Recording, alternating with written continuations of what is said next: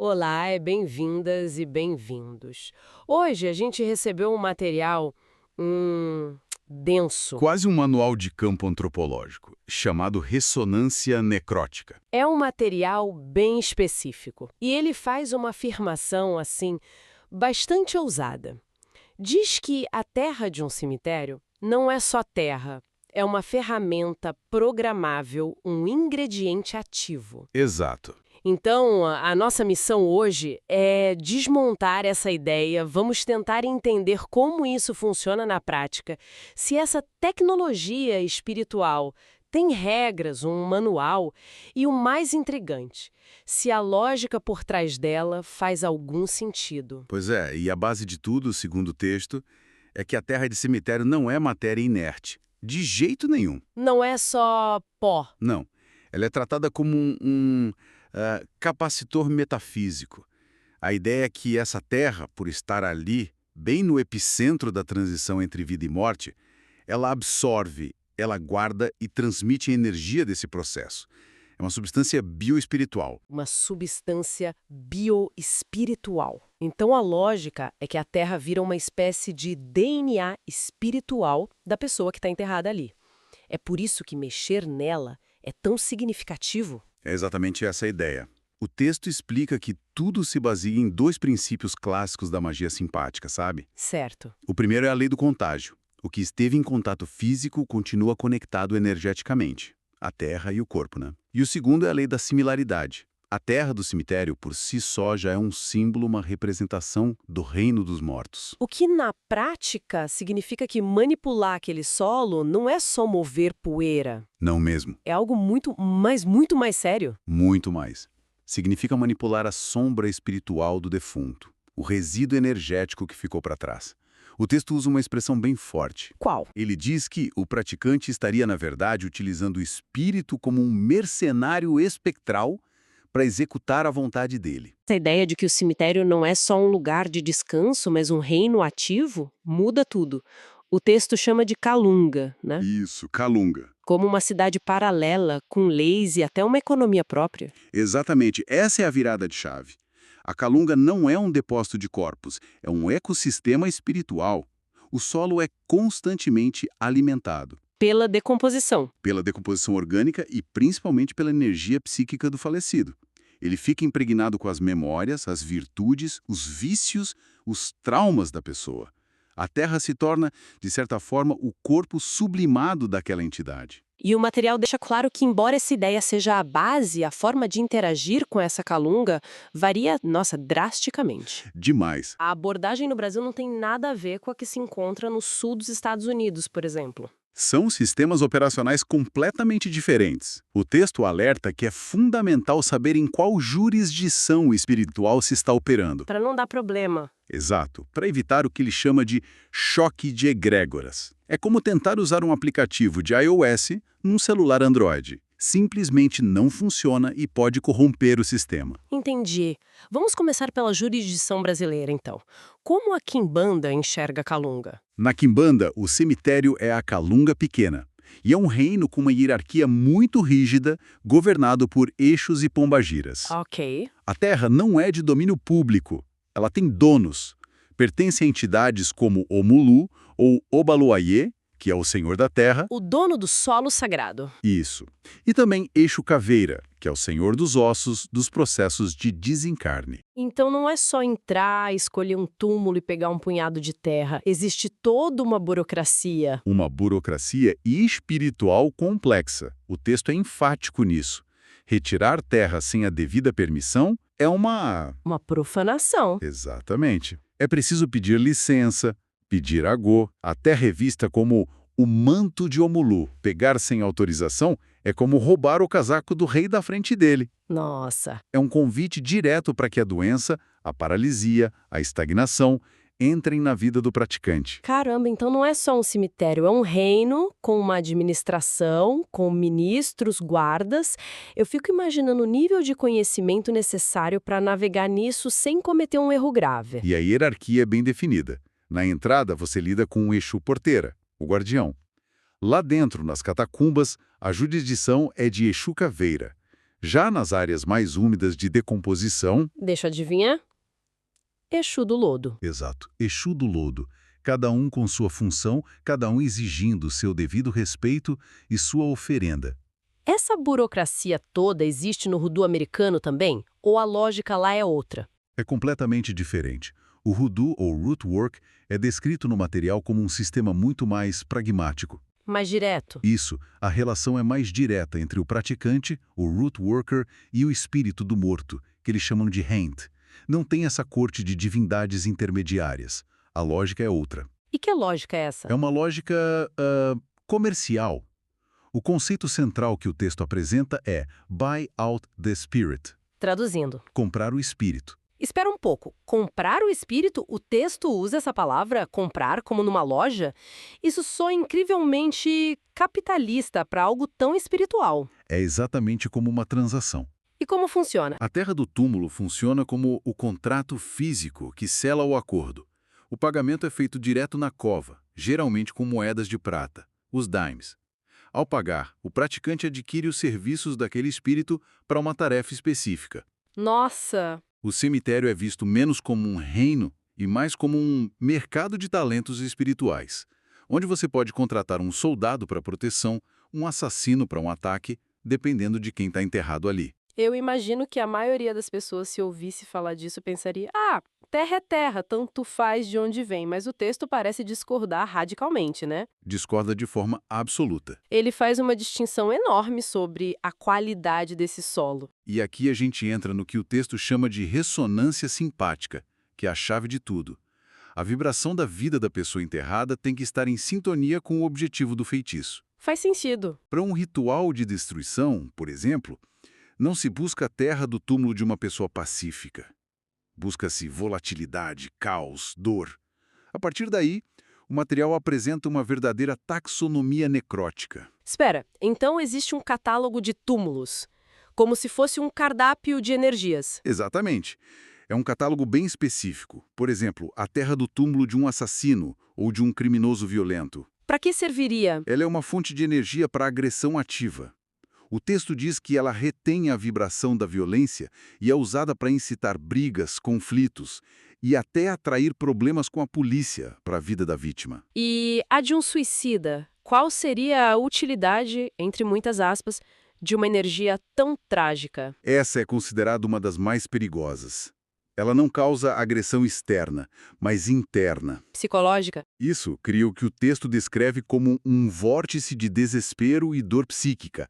Essa terra é usada para tortura psicológica, para induzir depressão profunda, crises de ansiedade, até ideação suicida. É chamada de a terra da loucura. Caramba! Isso é de uma crueldade psicológica imensa. O texto está descrevendo uma engenharia da dor, basicamente.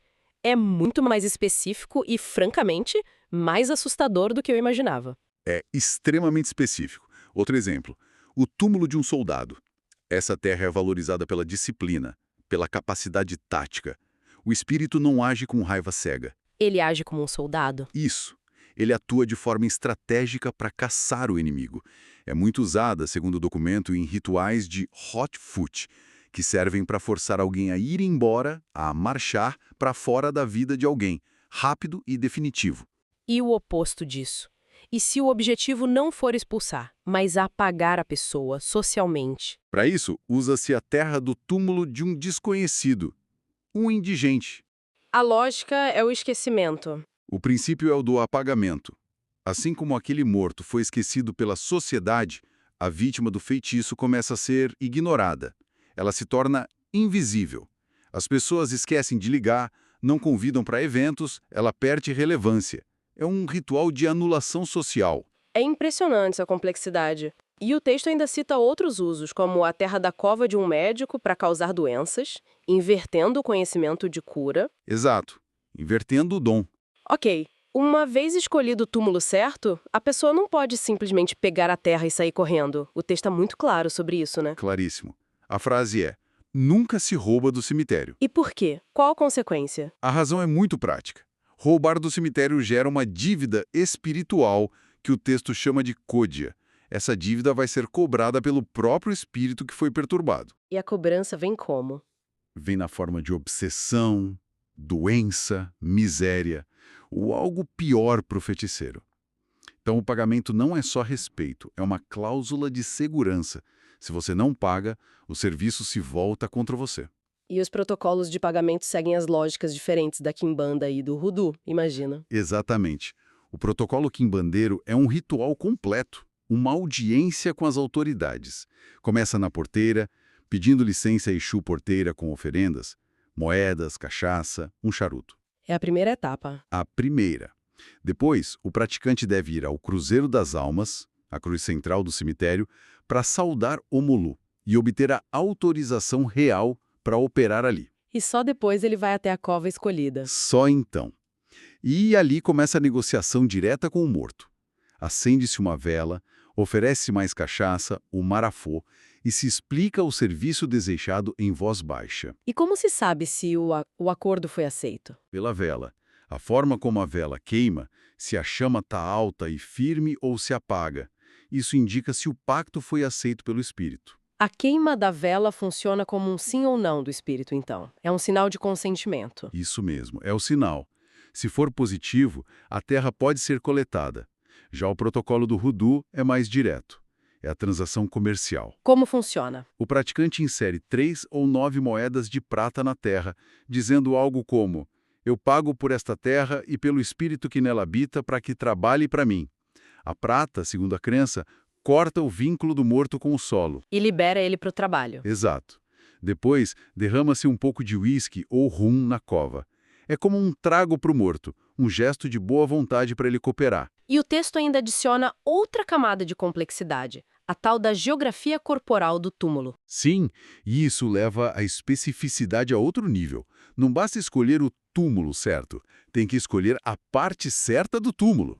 Como assim? Terra coletada da área da cabeça é usada para influenciar a mente, causar confusão. Da região do coração, para afetar as emoções, causar separações. E a terra dos pés... É a clássica para os rituais de hot food, para fazer a pessoa ir embora. Exatamente. O texto menciona que, na quimbanda, a terra da mão esquerda do túmulo é especialmente potente para maldições de destruição financeira. Ok, então o praticante fez tudo certo. Escolheu, pagou, coletou a terra do lugar exato. E agora? Ele simplesmente joga na porta da pessoa ou tem mais coisa? O texto fala sobre preparar essa terra? Com certeza. A terra é o veículo, o chassi do carro, mas ela precisa de munição para causar danos específicos. Ela raramente é usada pura. Entendi. O documento analisa a composição de pós de feitiços famosos, como o Gopher Dust, e revela uma verdadeira química oculta. Uma química da maldição. Que tipo de ingredientes são adicionados? Vários, cada um com uma função. O enxofre, por exemplo, é um catalisador de destruição. Ele acelera o processo, traz uma qualidade explosiva para o feitiço. E as pimentas? As pimentas, tipo a caiena, introduzem o elemento do fogo, da irritação. Elas servem para que a vítima não tenha paz, para causar inquietação, febres, inflamações e brigas constantes. Parece uma receita de cozinha do inferno. E a pele de cobra, que também é mencionada. A pele de cobra introduz a energia da traição, da falsidade, do medo. Faz com que a vítima seja vista como repulsiva ou viva em constante paranoia. E, por fim, o ingrediente comum é o pó de ferro, que serve para ancorar a maldição. Torná-la mais pesada. Exato, mais pesada e difícil de ser removida por limpezas espirituais. E quais são os efeitos disso tudo na vítima? O texto descreve uma síndrome bem específica, certo? Sim, é chamada patologia do feitiço. E o mais impressionante é como os sintomas imitam doenças reais. Por exemplo, A vítima pode sentir um peso no peito, como se o próprio morto estivesse sentado sobre ela.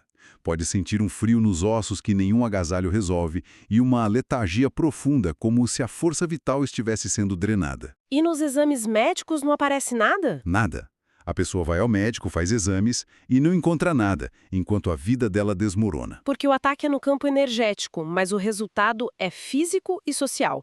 E os sintomas sociais? São devastadores. Pode haver surtos de raiva inexplicáveis se a terra for de um criminoso.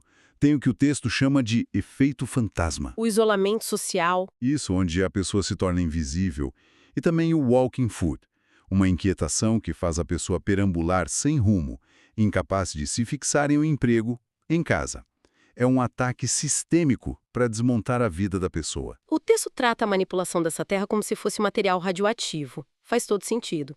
Se você trabalha com material perigoso, você usa proteção e passa por descontaminação. A lógica aqui é a mesma. Exatamente. A higiene espiritual após o ritual é uma etapa não negociável. O resíduo energético, o miasma necrótico, adere à aura do praticante. E como se limpa isso? Para remover isso, o texto detalha alguns cuidados. O principal é o banho de anil, o vazi. A água intensamente azulada teria a propriedade de limpar o corpo astral. É um banho do pescoço para baixo, e a pessoa não deve tocar em ninguém antes disso. E para os objetos e o local? Para as mãos, os utensílios, o chão do local do ritual, a recomendação é usar amônia ou álcool. São considerados solventes espirituais. Entendi.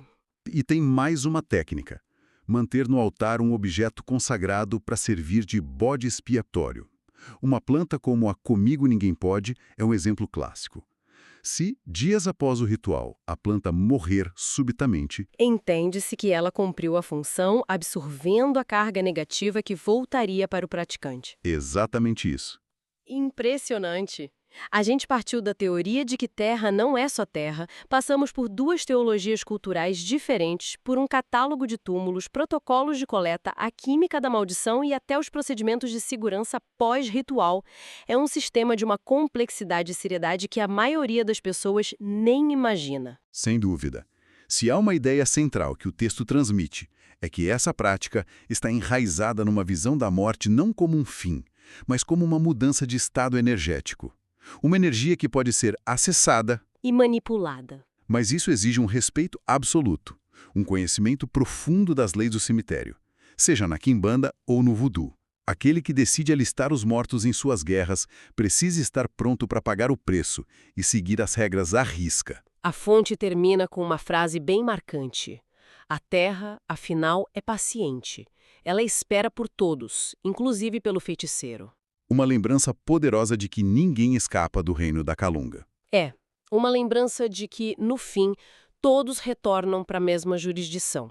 Isso me deixa com uma reflexão. O material que a gente analisou hoje é um manual sombrio, detalhando rituais de destruição, Sim, o foco é esse. mas se a lógica da ressonância funciona, ela tem que funcionar nos dois sentidos, certo? Isso levanta uma questão. Como seriam os protocolos para usar esse mesmo poder para o bem? Para proteção, para cura, para sabedoria? Como seria uma taxonomia benéfica dos túmulos? A terra da cova de um grande curandeiro para rituais de cura. A de um professor para obter conhecimento, a de um avô protetor para guardar uma família. É algo a se pensar.